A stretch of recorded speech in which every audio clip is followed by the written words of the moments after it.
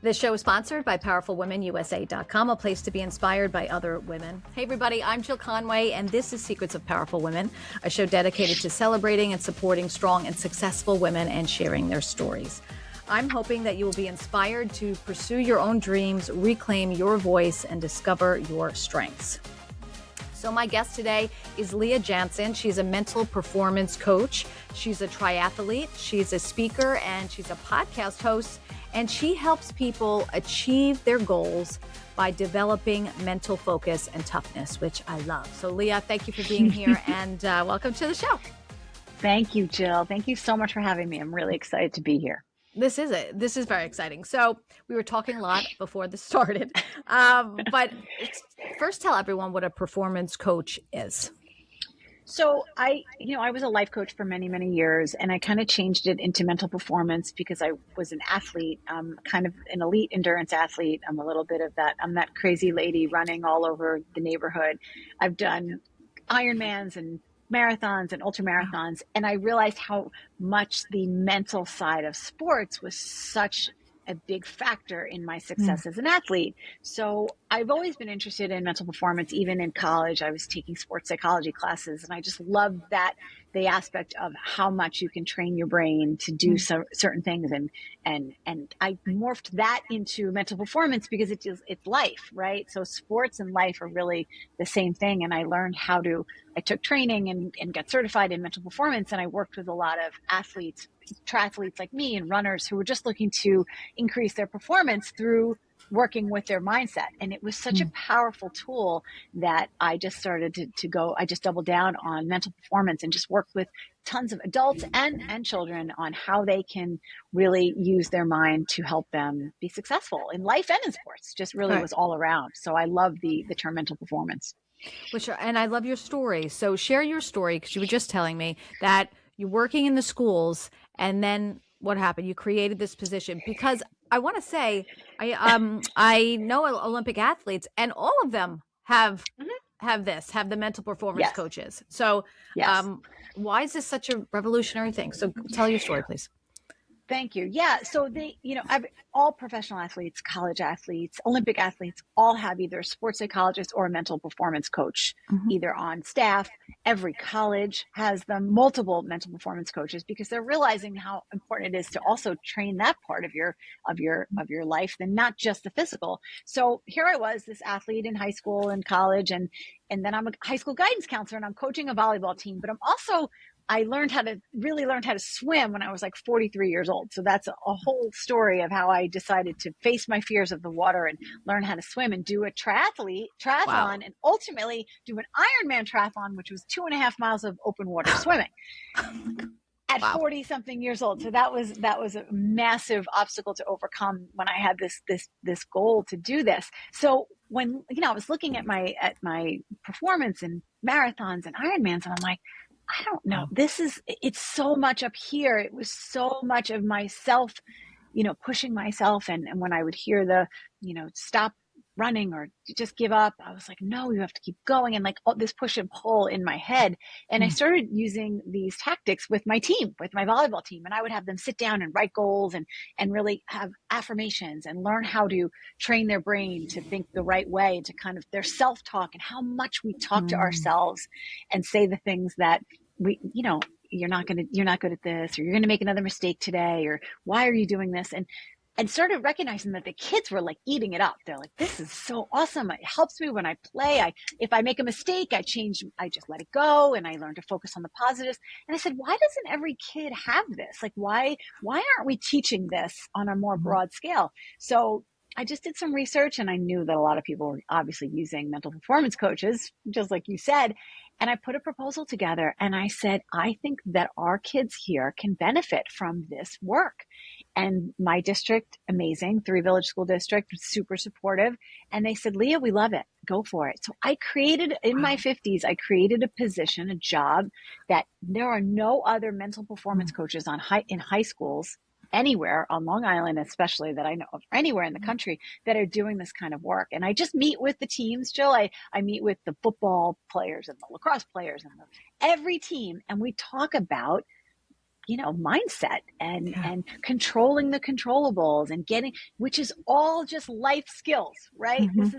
So I just use sports as a way to connect with the kids. And that's just sort of what my message is, because I am an athlete, but I've learned that all of the things that made me a successful athlete are the same things that can make you a successful speaker or business person or author or fill in the blank. It's just our mindset and how we approach things and how that resilience term is so used. But for kids, we're always trying to teach kids to be more resilient. Well, it's dealing with failure and getting over making a mistake and not letting yourself be defined by that mistake, but pushing forward. And that's really what my message is for kids and adults alike. And I use my experience with sports and Ironmans and all that to kind of teach my message.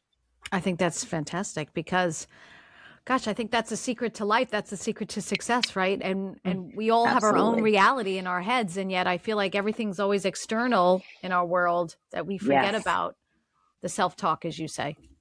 It's huge. And I don't think a day goes by where I don't speak to someone. And it's funny because I do it myself. We all do it. We have that internal. The default is always negative, right? Mm-hmm. What are you doing this for? You don't belong here. You're not good enough, smart enough, old enough, young enough, skinny enough, what have you. And then we talk ourselves out of things and then it's just self-fulfilling, right? See, Mm-hmm. I told you I didn't know what I was doing, and then we fail. So it's flipping that script and really focusing on what you do know. I am ready for this. I'm prepared. I did the work. I'm excited.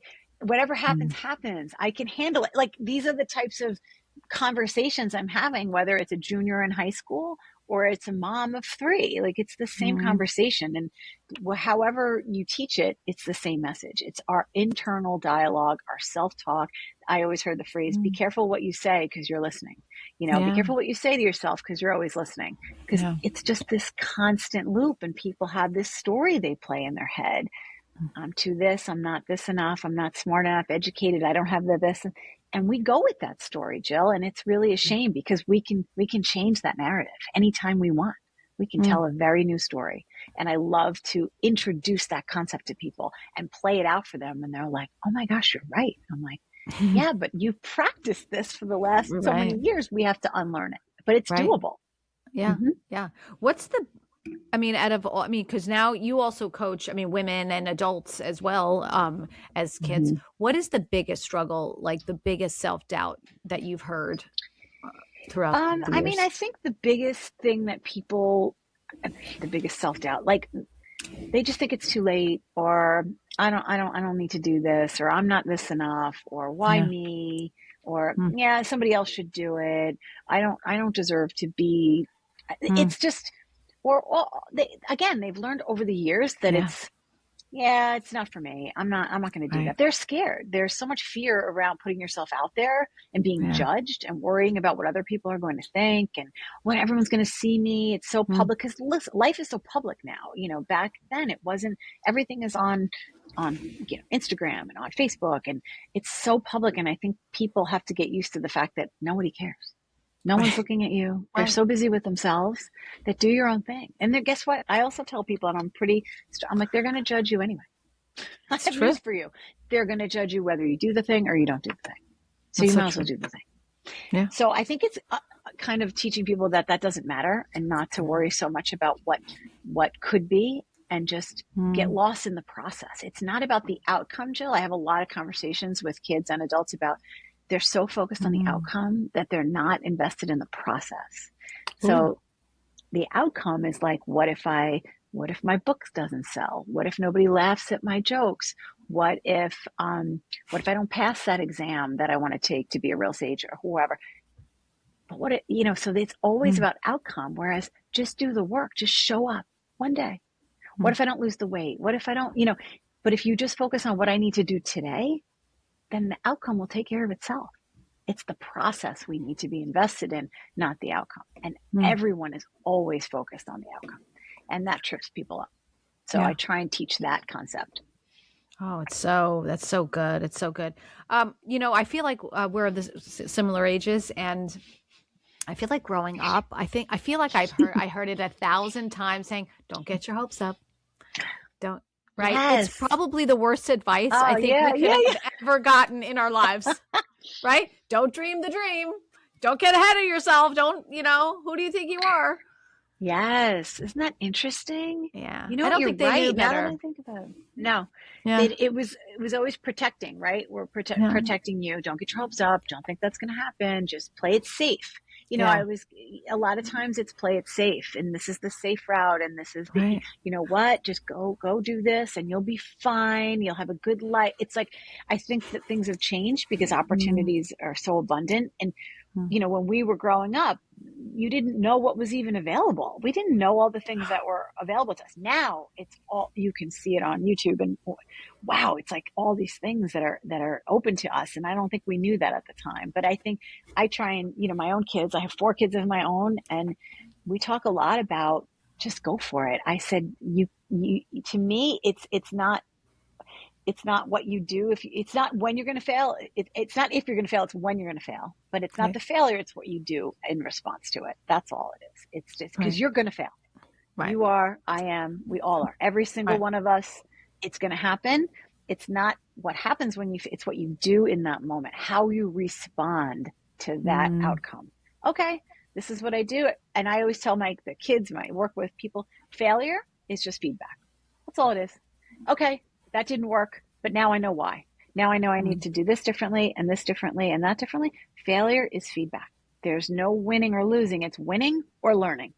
And it's just these different ways of approaching things, different ways of looking at it. It's like, oh, we have to destigmatize like failing. It's like this bad thing. Oh my gosh, what the kids tell me every day, oh my God, what if I fail?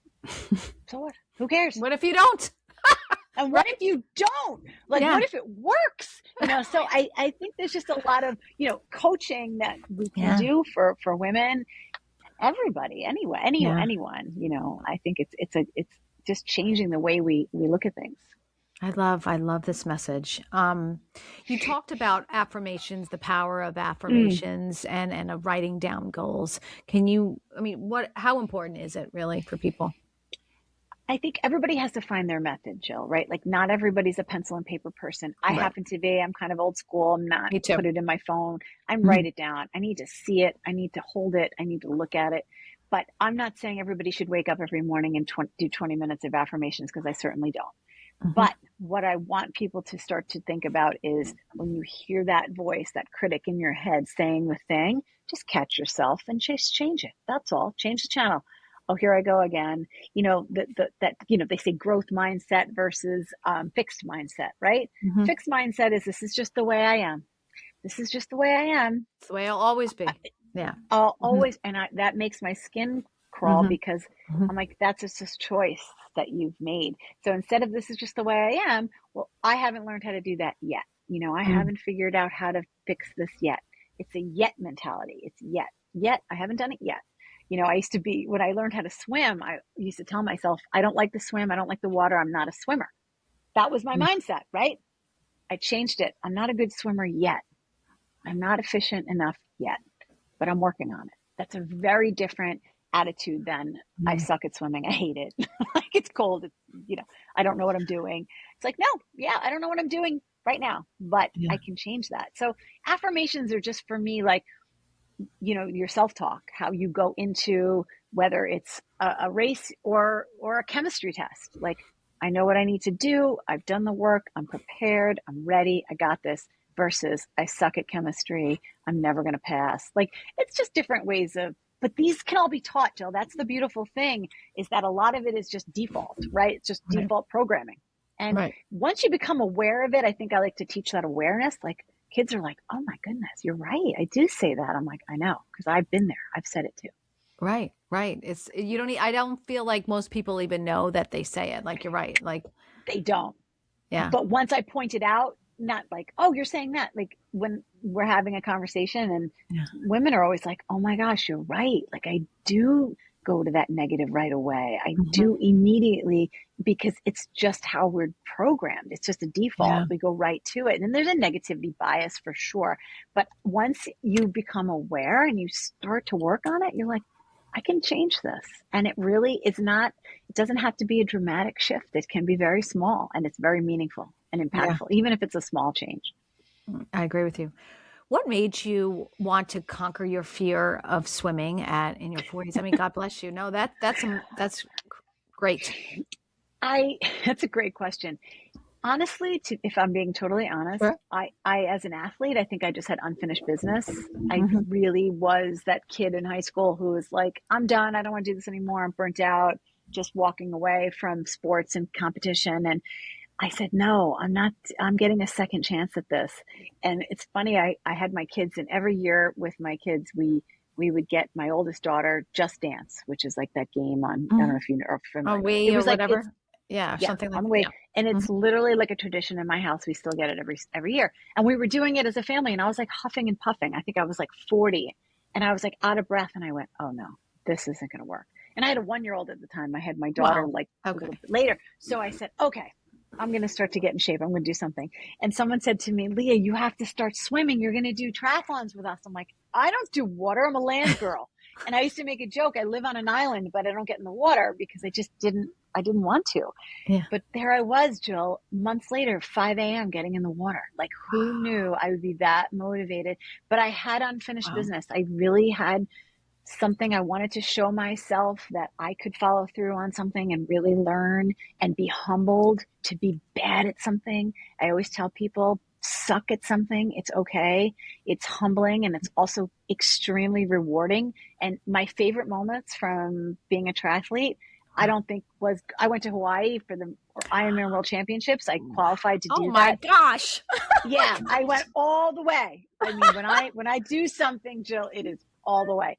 Wow. But my favorite moments were the beginning, when I was learning and I was leaning on my community and friends in the community who were helping me and showing up and giving me goggles and helping me with this and encouraging me. That was the beautiful part of it, was just sort of, again, learning something new. And then I got to also like kind of connect with my kids and understand, wow, I'm not good at this, and I'm learning and I'm getting better and I'm seeing my progress. And I think that was so rewarding. So I Yeah. always encourage people, just try it, do the thing, like whatever it is. So what if you suck? Look at me. I couldn't swim a lap in a pool. And there I was in Hawaii swimming in the open water for 2.5 miles. I Wow. mean, That's and amazing. that was only in about 4 years time. Like quick. Yeah. Wow. So Wow. I learned how to do all that because I was just into the process. And I think the process is really the key to a lot of the success that I've had. Yeah. You're also very disciplined, I would think. Yes. But I Yeah. wasn't always, Jill, I wasn't always like, I wasn't that kid in high school who was like, so disciplined. I wasn't. And I think that's what I needed to prove to myself, that I had that ability. And my old story, right? We all have this old story in our head. Sure. Mine was, I didn't follow through on things. I gave up when things got hard. My dad always said to me, things come easily to you and then you give up when it gets difficult. And that stuck with me. And I didn't like it. I didn't like it. And I said, I'm going to prove that wrong. I'm going to show up. I'm going to be consistent. And I had a triathlon coach who helped me kind of tell me what to do and program. And she said, you know why you're one of my best athletes? Because you're the most consistent. You show up always. I always just every day, consistency. I wasn't the fastest. I wasn't the strongest, but I was so disciplined and I don't know, I was grateful. I got to do this every day. Like, it was just so special. I just felt like, wow, I took it for granted as a kid. Now I'm like, I get to do this. I get to train, and I get to run, and I get to compete. It was just a gift, and I appreciated it way more than I did at 17 or 18. So yeah, discipline for sure is definitely part Yeah, of it. yeah. Well, what's your workout like now? Like, let me just tell everybody, if you don't know who Leah is in fantastic shape. Like, Thank you. she has the body we all want. So, well, it's funny because after 10 years of running marathons and ultra marathons, I've done 15 marathons and 3 Ironmans, and wow. I stopped in 2023. I ran my last marathon. I ran the New York City Marathon for the 3rd time. And I said, I think I want to change it up, Jill. I want to change it up. So I left something I was really good at. And when I ran the New York City Marathon, I was like number 16 out of 3,000 women or something like that. Yeah. So I was good at it. Yeah. Thank you. But I walked away and I said, I want to change it up. I want to do something different. So now my workout routine, and again, this is what every woman should be doing, is strength training. I don't run. which is, again, I was running 45 miles a week. I don't Oh, run at all, do you miss it? at all. No, I mean, a little bit, but I just pivoted. I said, I'm going to walk, and I'm going to, not put that stress on my body, give my body a break.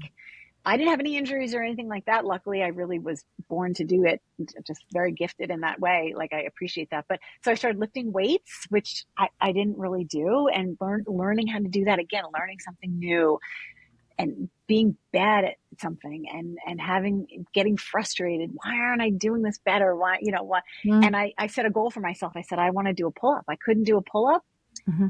And I got up to 4 pull-ups, and I was just that. But again, it took me 9 months to do that. It took me a long time to do that, but I was committed to it.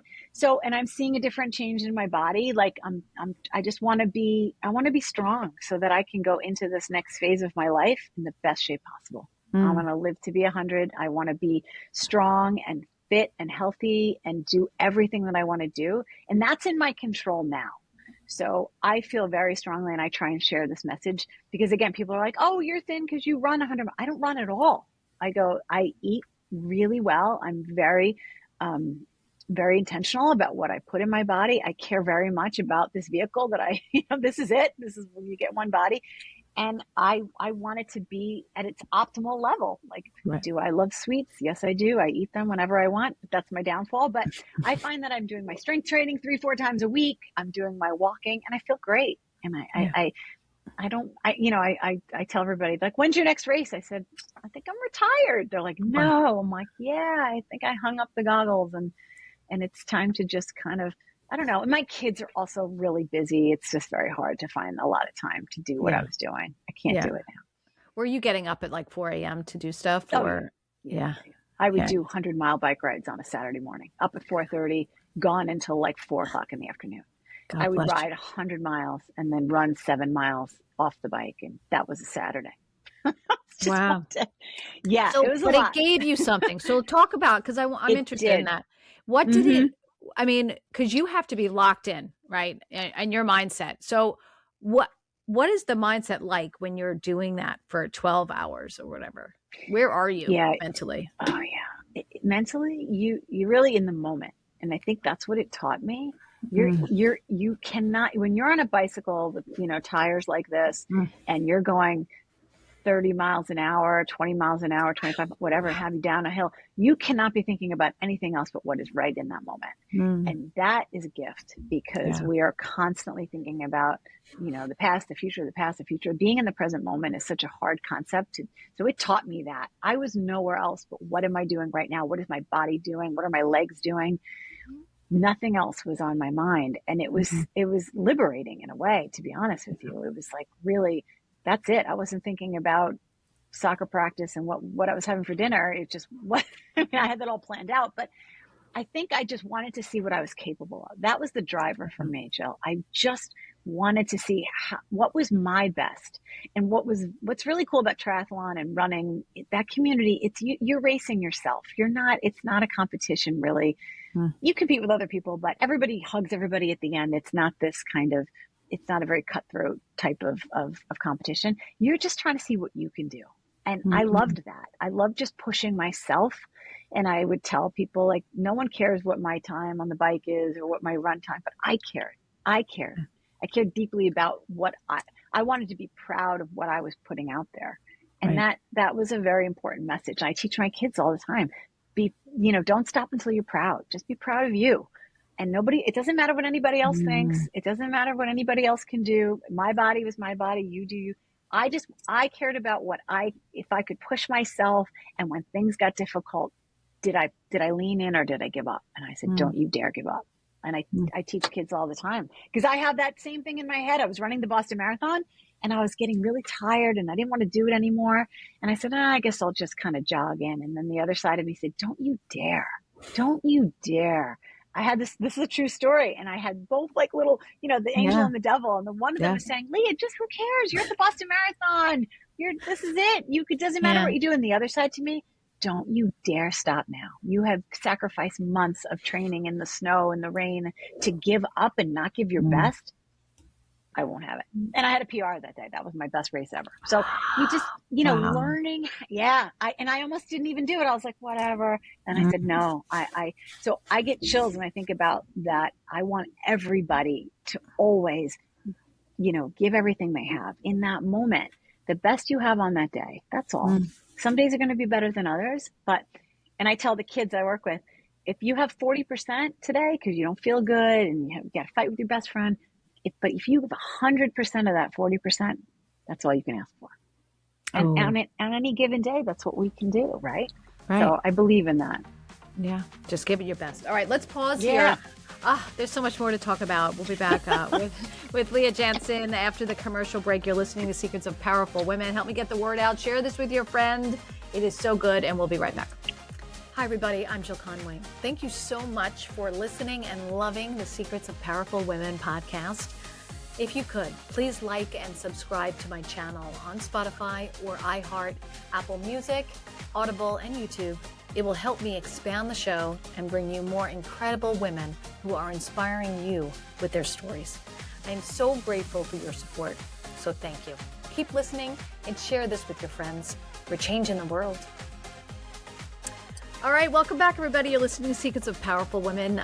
Leah Jantzen, a mental performance coach, is with me. She's a triathlete. She's amazing on all fronts, and she's back with us. So, Leah, I wanted to touch base on something that you said in the last half. And you said, quite often, you have to do things for yourself. But when you're constantly helping, students and teenagers, which is such a tough age, oh my gosh, and they're pursuing a sport or a dream for someone else, most likely their parents, right? To please someone else, which gets me so angry when I would see parents screaming at their kids on the side of the field saying, run faster, and I'm looking over, I'm like, when was the last time you ran? Right.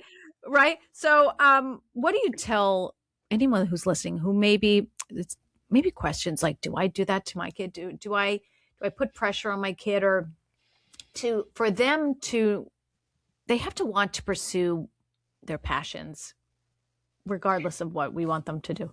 Right. The problem is they don't always know what they want, right? Yeah. So they don't know what they want, and they look to us as parents and go, is this what I want? Is this what I want? Like, they're looking to us. It's like that toddler that falls down and the first thing they do is look up at you, right? Am I okay? And if you freak out, they're going to freak out, right? So I'm always like, if they look up at you, yeah, you're good. Just, dust it off. You'll be fine. Get up. And, so it's like the same thing. They're looking at us all the time. Is this good? Am I good? Do you like, they're looking to please us as parents. And it's a very, very powerful spot that we are in. No matter what we say or do, they're watching us, and they're listening to everything. They see us in the stands. If we make a face every time kid makes a mistake, that hurts. That hits really hard. And they are trying to please us because, think about it. They're looking at their parents. My mom's been driving me to practice and paying for my travel. I better be good at this, or I better work. And then if they're falling short, there's a lot on kids today that's very, very different than when we grew up and went to high school. But if you're a mom listening to this right now, like, think about how you would feel, or think about what, what your kid how they might interpret your behavior, because I hear the moms screaming, run faster, or why didn't you catch that? Don't you think they would catch that if they could? Like, do you think, or when they get in the car, I had a blog for a long time called The Car Ride Home. And it was great. All about, I do a lot of work with parents. I do a lot of speaking with parents of youth sports. And I did something the other night. And when they get in the car, do you think they want to hear play-by-play of all their mistakes? Do you think they want to hear that the coach shouldn't have done that? And why didn't you do this? They know every mistake that they made. They know. They've played it in their mind a million times. The only acceptable things you need to say when they get into that car, here they are. You ready, Jill? What do you want to do? Where do you want to eat? That's the only one. That's really it. Where do you want to eat? What do you want to do for food? The other thing you can say is, I just love watching you play. I had a really good, I just love watching you out there. And the only other thing you could say, sometimes I say to my kids, because I'm an athlete and a coach, do you want me to be coach or mom? What do you want right now? What do you need? Because they might say, Mom, tell me what I did wrong. 99.9% of the time, they do not say that. They need time to process. Let them Let them go home, let them think it over, and then they'll come back to you and say, can you help me? How can I support you? What can I do to help you? That's it. But I think we project on our kids all the things we didn't do, right? Which is why this work as mothers now is so important. Because here's a big stance of mine that I'm very passionate about. Jill, if we have our own thing as women, my kids know mom's got her own thing. She runs, I play tennis also. She plays tennis, she does her thing. I don't need my kids to succeed, to be athletes for me. It's for them. So there's no pressure because I have my own thing. A lot of parents and moms especially, they don't have their thing because they're too busy taking care of everyone, right? Because we've been conditioned to do that. So they project all of their stuff on their kids instead of pouring into themselves and getting their own hobby, writing their own book, doing their thing. They're putting all of this on their own children, and it's a disservice to them. It's just, and the kids see it. And why do you think kids quit sports? I think the statistic is 70% of kids quit sports by age 13. Too much pressure, not fun anymore. Yeah. That's horrible. And I think that's a lot of the parents that are projecting onto their kid their need for them to be this, the star athlete, because maybe they weren't. They never amounted to what they wanted to. So I think it's very important for adults to get there, kind of check your ego at the door. Like, this isn't about you. You had your chance to play sports in high school or college. What have you? Let your kid find their thing. And if kids are doing it to please you, then they're never going to really enjoy it because it's not for them. And you can tell, Jill, I can tell when I see kids play that they're doing it for some other reason. They're looking in the stands at their mom. Is this good? Is this, and it kind of, and I want to say to them, does this make you happy? Do you have fun? Well, sometimes, I can tell. So have that conversation with your kid. Like, do you love doing this? Because if you don't love it, that's fine. We'll do something else. You know what, Mom, I really want to take art lessons. Great. Love it. So I think there's a lot of, communication breakdown when it comes to kids and parents with sports. It's kind of my side, I'm very involved in that and I see it a lot and it breaks my heart. Yeah. Yeah. It's so funny. It's like, and you all might think I'm crazy, but when my kids are older now, they're graduating college or beyond, and through the years, I never checked their grades. I never did. I think that's amazing. And they said like, oh, Mom, why, some parents always yell at their kids, but you never mention grades to us. And listen, I knew they were doing well, but I said, don't get good grades because of me. Do it for you because that's great. You're living your own life. Like, don't ever study hard for me. You have to do it because you want it. And they were like, that's silly. That's this one's parent yells at them. I was like, I'm never going to yell at you. Yeah. I'm never going to yell at you because, like we've all been there. I remember in school, sometimes you have a crappy day. Sometimes you have a crappy test. Sometimes you gave it what you could. Right. Yeah. And I think that's what you have to do. You have to live your life for you. Yeah. Absolutely. That's a hard concept for kids to understand, right? Like, we get it now. We're like, okay, we need to do, but for them, and that's so great that you did that because I get the opposite. I get the parents that call me constantly. I saw this grade. It's wrong. They need to fix it. They're running interference for their kids all the time, Jill. They're micromanaging them. They're not teaching them how to advocate for themselves. They're not teaching them to deal with their failure. Oh, I failed a math test. Now what? Well, now I need to go to extra help. I need to take that upon myself, not have my mom tell me I'm getting you a tutor. Have agency over yourself. Like, we're a lot of parents are taking that away from their kid. And that's the resilience muscle that's not getting built, right? Yeah. They're not callousing that muscle and they don't use it. And then they go off to college and they don't know what to do because their mom is always checking their grades. So I'm hoping it's going to swing back to the days where, when I grew up, my parents didn't know my grades at all. Like, I did it. I had no idea what I was doing. They were never in the school with us, right? They never showed up. I think they went to parent teacher once in a while. I don't even. No, they weren't at my games. Maybe my dad came once in a while. Like, we played for us. I played basketball, softball, everything, volleyball. I never had my parents there. I was there with my friend. It was fun. And I think now, you have parents at 5th grade, 4th grade. It's very interesting how it's shifting and not for the better. So, I mean, we can go down that whole tangent and rabbit hole of that, but I don't, but again, the concept of do it for you, right? Find something that speaks to you, whatever it is, and just lean into it. Just follow those breadcrumbs wherever they take you, you know, whether it's, again, I was running a little bit and someone said to me, hey, Leah, you can run. Why don't you come run with me? And I was like, oh, run with people? I've never done that. Like, I didn't even know what to do. And I just said, instead of saying, I don't know anybody, I'm not going to go, I said, okay, I'll go. And then I met so-and-so, and then so-and-so, you know, just follow that a little bit. Don't be afraid to just be by yourself and not know anyone. Kids today are scared, like, oh, I can't go there. I don't know anyone. I'm like, you can do it. You know, how are you going to meet people? Yes, right? But they're afraid. They're so afraid. There's so much fear. And it's like, you know, feel the fear and do it anyway. Like, just what's the worst thing that can happen? I run that scenario. I'm like, what's the worst thing that can happen? And they're like, I don't know.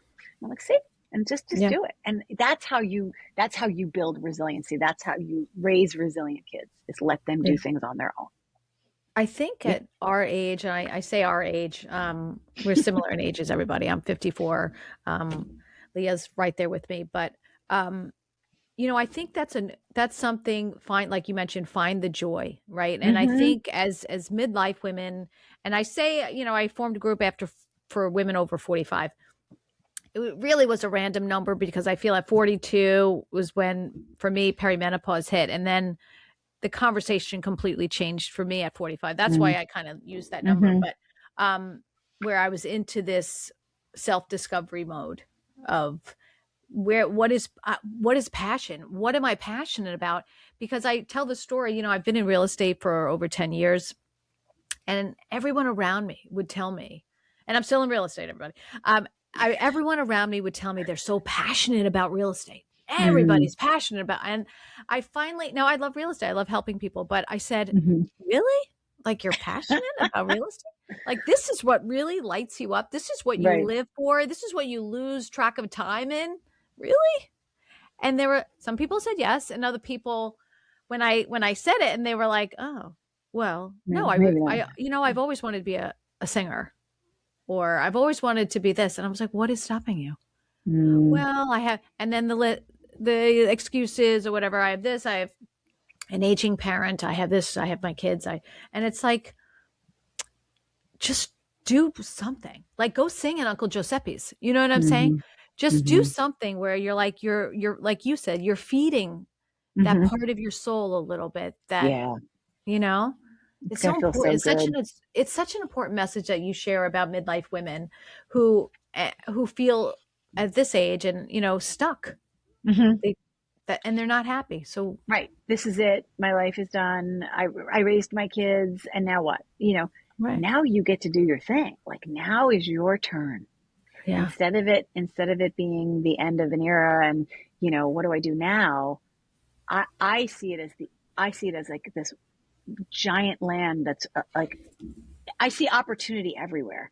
And it almost keeps me awake at night because I'm like, there's so many things I want to do. I want to do this, I want to do this, I want to do this. So instead of looking at it like, oh, we're past our prime, we've peaked. This is what I hear. I'm too old. Oh, that's too late for that. Or who's got time to do? I'm not doing that. I'm like, really? You know, it's sort of mind blowing that. But I said to you before, when in 10 years, you're going to look back and go, oh my gosh, I could have done that thing. I could have learned how to play pickleball, or picked up my tennis racket, or taken that dance class, or become a yoga instructor, whatever. You know, when I see stories about women who reinvented themselves or started something new, and those are the most inspiring stories for me. I love seeing that. Like, I just read Hoda Kotb's book. I don't know if you read it. It's so good. It's just like, she just at 60 years old just is starting a company and left her job at, you know, NBC. And it was just like, you know what? I mean, again, she's in a different world, and, you know, with lots of money and all this, but the whole idea of just trying something new and not saying it's too late, I'm too old, well, not me. Why not you? Why not now? What's wrong with now?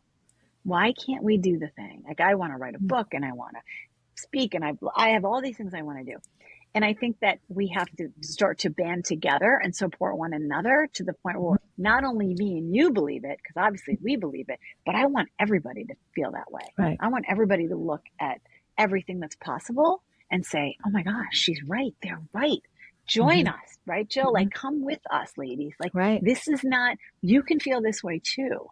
And it's just a mindset shift that we've been so taught, society has taught us, oh, you raised your kids, your job's done kind of thing. Like now it's just time to, kind of fade into the woodwork. Like just, Retire and start drinking at 11 o'clock in the morning. yeah. And no, I mean, I don't know. I just feel like there's such a shift in midlife, just the way that we view midlife women. Midlife women today they're changing history. They are blazing a trail.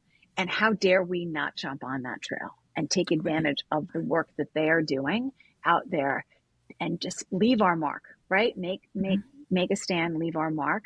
That's my goal. I want to leave my mark on this world. And when I started running and swimming, I wanted to leave a legacy to my kids. Like, wow, I wanted to be that grandma. My grandma ran the Boston Marathon 5 times. My grandma is a badass. Like, show them what we are capable of, because I think if we model it, they will follow. And again, of course, our children are going to be the ones we want to teach. I want to show my kids anything is possible. You put your mind to it, whether it's learning how to swim or what have you. I've done it all. You can do it too. And I think that's the message us women have to carry on and make sure that we pass it on to, you have daughters, I have daughters. I'm showing them every day, you are capable of anything you want. And I was always told that as a kid. And I think that's an important message. I think that drives me, Jill. I think it's really that I would never ask my kid to do anything I wasn't willing to do. And if I'm going to tell them dream big and go after it, I better do the same thing. Right. What do you think about though? I feel like I always say like some people reach a certain age and say, I should feel content, right?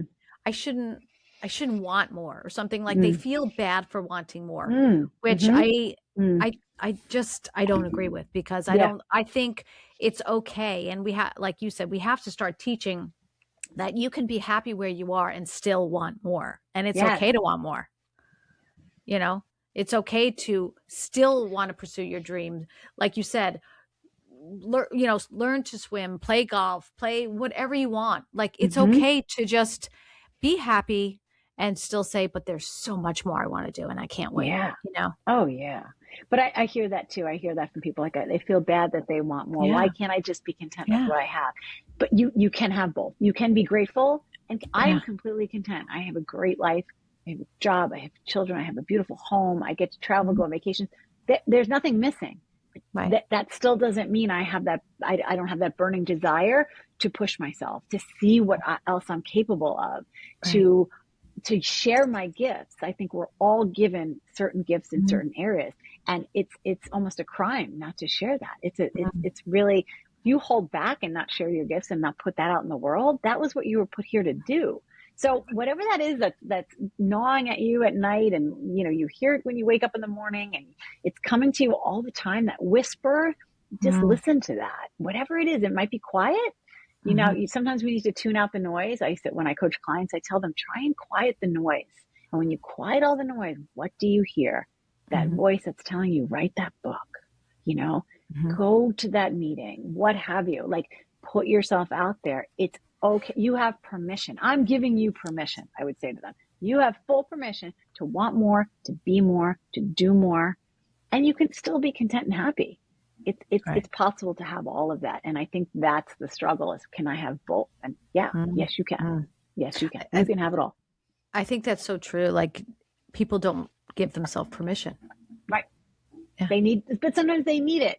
I would say to a room full of women who are going, I don't know, maybe it's okay for Leah, but I don't know if it's okay for me. Oh, hell yes.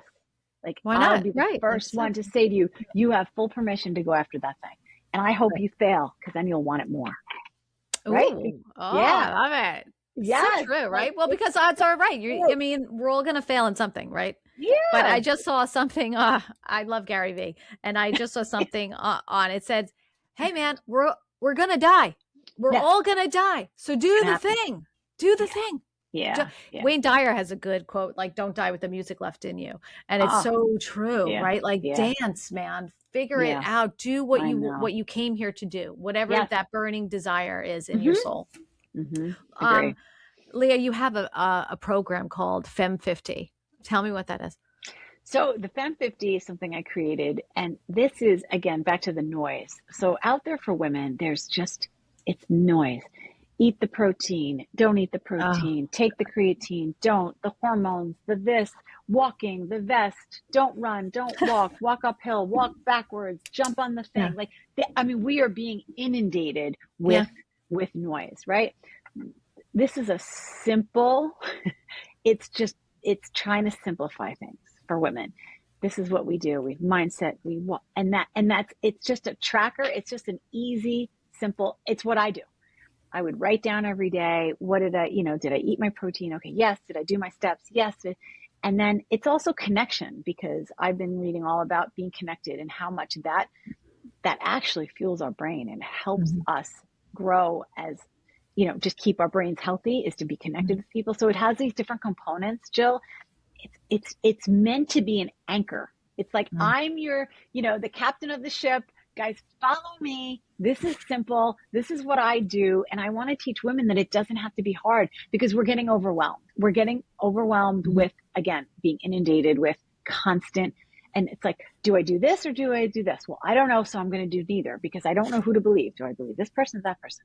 My program is just a very simple way of tuning into you, right? It's a way to tune into you and your body and do what's right for you. Do what feels right to you. Trust your instincts.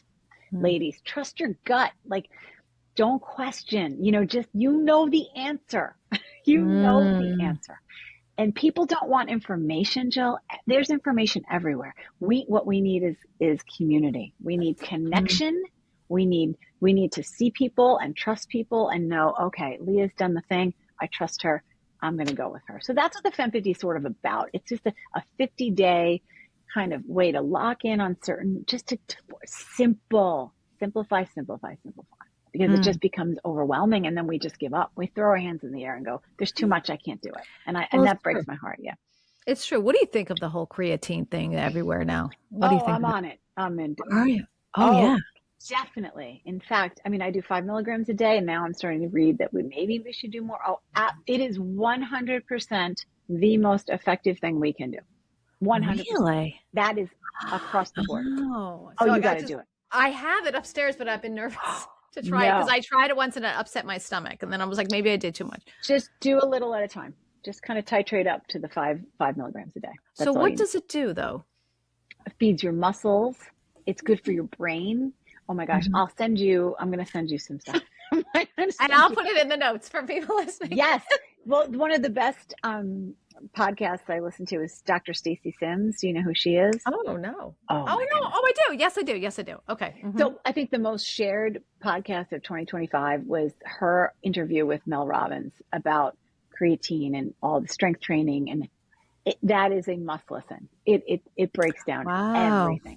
I share it with all of my friends. It's like the most impactful. She's amazing. Dr. Stacy Sims, absolutely amazing. And she is very clear and it explains it. It's like one of the things I think every single expert agrees. Like when you look at all of the different experts, whether it's men's health, women's health, every single old, young, they all agree that creatine is a home run. It does cause a little bloating in the beginning. You might feel a little bit water retention. Make sure you drink enough water, but that goes away. What about the weighted vest? Everybody in a weighted vest walking and doing selfie videos. Great. Go for it. Work? Yeah, it works. And you think it's fine. Yeah, it can't hurt. Right. I mean, I do it sometimes. Sometimes I don't. It's not the end. It's not going to change your life, but it gives you a little bit more bang for your buck, right? So you're carrying a little bit more weight. You're burning a little bit, a couple more calories. I don't think there's anything wrong with it. I'm not like obsessed with it, but I have one. I use it, but I don't think it's like it's not a change your life kind of thing. Yeah. Are you a personal trainer, Leah? I'm not a personal trainer. I probably could be, because I've been doing this for such a long time. I know so much. And I work out in my own garage. Like I do my own things here and I know what I'm doing. And I kind of have I could get into a whole thing on how we should be lifting. One of my dreams, Jill, if I had like a real, like $1 million, like I want to open up a gym that's just for like midlife women. Yes. And I want them just to come in, because they're so intimidated by going to the LA Fitnesses and they don't know what to do. I would have them come in and I would show them what to do and I would do it with them. And it's like, I would love that, because I don't think women know what they're intimidated by, all these people and all these machines. And what do? I would show them what to do. I'd get them on. Oh, it's so great. Cause I want everybody lifting heavy weights, and what the muscle we're losing is at an alarming rate. And if we don't, when we gain muscle, we tell our bones to grow. It's all connected. And it's like, it's not about weight loss anymore. The game has changed. And I say this all the time. We're not playing by the old rules anymore. The old rules, Jill, were don't eat, run, don't get bulky and big, all these things. Now it's like, eat your food. If you don't eat the food, you can't fuel the muscle. If you don't fuel the muscle, it's not going to grow. If the muscle doesn't grow, the body just starts to just kind of deteriorate. And it's just different. I'm not in it for number on a scale. I don't weigh myself. I told you that. I don't care what that is. I want to feel good. I'm in it for the long haul. This is an investment. This is so when I'm 85, I can walk by myself. I can do all the things. And that's what it's about now. It's about longevity. It's not even, I like to look good for sure, but it's more about, it's not like I have to be at this certain number. But women have to invest in themselves. Like, we have to take care of this vessel. It's so important. I want to scream it from the rooftop. I tell everyone at school, all the ladies or all the women I work with are like, Leah, you should form a club or do. I'm like, I don't have time to do another thing. But I wish I could, Jill. I wish I could teach everyone that. And anyone can do it. It doesn't matter if you've been an athlete or not. Everybody can lift weights and everybody can walk. And that's all we really need to do. And eat our protein. Protein. Yes. So, okay. So where can people get a hold of you and listen to your podcast? Tell us about that. My podcast is still in the game. It's on Apple, all the podcast things. And it's, all that stuff. It's about women still out there, still doing their thing, and not, just saying I'm done, it's over. It's like, no, we're still in the game. We are still out there doing our thing. We are showing people, our kids that we have something to offer, and we mean business, and we're not going away. In fact, we're just getting warmed up. It's our turn to finally get out there and show everybody, including ourselves, what we can do. Because now we don't care anymore. When people think, it doesn't matter. We have nothing to lose. And I think that's the mentality. But I'm also on Instagram at Leah Jantzen, Leah is how I spell it. And my website, leahjantzen.com, where you can find out about me, where I'm speaking, what I'm doing. And I'm just, on this mission just to empower women and to connect with amazing women and inspire everybody out there to just go for it and be their best self, whatever that is, whatever it looks like to them. It's not a comparison. It's just your own journey. Embrace your journey and just own it and just go for it. No regrets. Oh, I love it. I love it. And you've spoken all over the world, all over the country. I love it. Fantastic. I'll include her link at the, in the notes for this show. So you guys can follow her on Instagram and go to her website and listen to her podcast, because she's amazing. She's amazing. Thank you. So thank you very much for coming on the show. We've been trying to do this for a while. So I appreciate it. We finally were able to make it work. And thank you for sharing your incredible, inspirational story. It's a pleasure to be here, Jill. Thank you for creating space for women like us and for just showing us the way and being a leader. It's just a beautiful space, and you've created something that's so special, and I'm honored to be here, and thank you for having me. Well, you're creating the space too. You have been creating the space too. We're doing it. We're helping each other. We're growing, we're building, and I think there needs to be a lot more women like us to keep this keep the wave going. Yeah, there will be. Yeah. All right. So that's it. I'm Jill Conway, and thank you for listening to the show highlighting incredible women like Leah. I hope you're inspired to pursue your own goals, believe in yourself, and dream bigger. Your voice matters, and your story can help others. So I hope you join me next time. Share this podcast with a friend, and follow us on Instagram. Take care, everybody. Bye-bye. Bye, Leah.